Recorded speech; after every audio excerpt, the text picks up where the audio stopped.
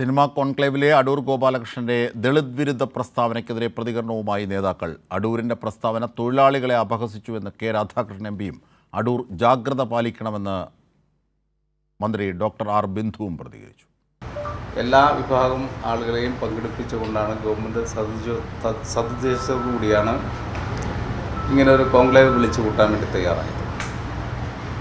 അതിൽ സിനിമാ രംഗം കൂടുതൽ മെച്ചപ്പെടുത്താൻ വേണ്ടിയുള്ള ചർച്ചകളാണ് ഉയർന്നു വരേണ്ടത്, അതിൻ്റെ നിർദ്ദേശങ്ങളാണ് വരേണ്ടത്. ദൗർഭാഗ്യവശാൽ അദ്ദേഹം ആ കോൺക്ലേവിൽ പങ്കെടുത്തുകൊണ്ട് പറഞ്ഞ കാര്യങ്ങൾ ഒരിക്കലും അദ്ദേഹത്തെ പോലെ ഒരാൾ പറയാൻ പാടില്ലാത്തതായിരുന്നു.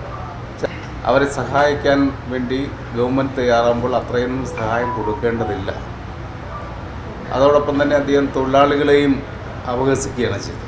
ആയിരക്കണക്കിന് വർഷങ്ങൾ നീതി നിഷേധിക്കപ്പെട്ടവർക്ക് നീതി ഉറപ്പാക്കാനുള്ള ഉത്തരവാദിത്തം തിരഞ്ഞെടുക്കപ്പെട്ട ജനാധിപത്യ സംവിധാനങ്ങൾക്കുണ്ട്.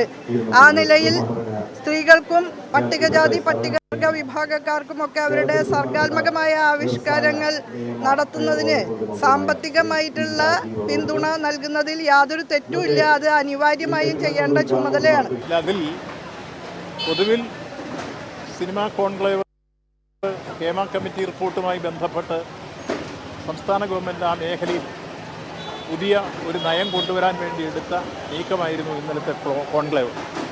അത് ഏറ്റവും വിജയകരമായി പര്യവസാനിച്ചിരിക്കുന്നു. ഗവൺമെൻറ് കാഴ്ചപ്പാട് ശരിയായിരുന്നു എന്നുള്ള രൂപത്തിലേക്കാണത് വന്നിട്ടുള്ളത്. ആ സമയത്ത് സമാപന സമ്മേളനത്തിൽ ഇങ്ങനൊരു പരാമർശം നടത്തിയതായി കണ്ടു.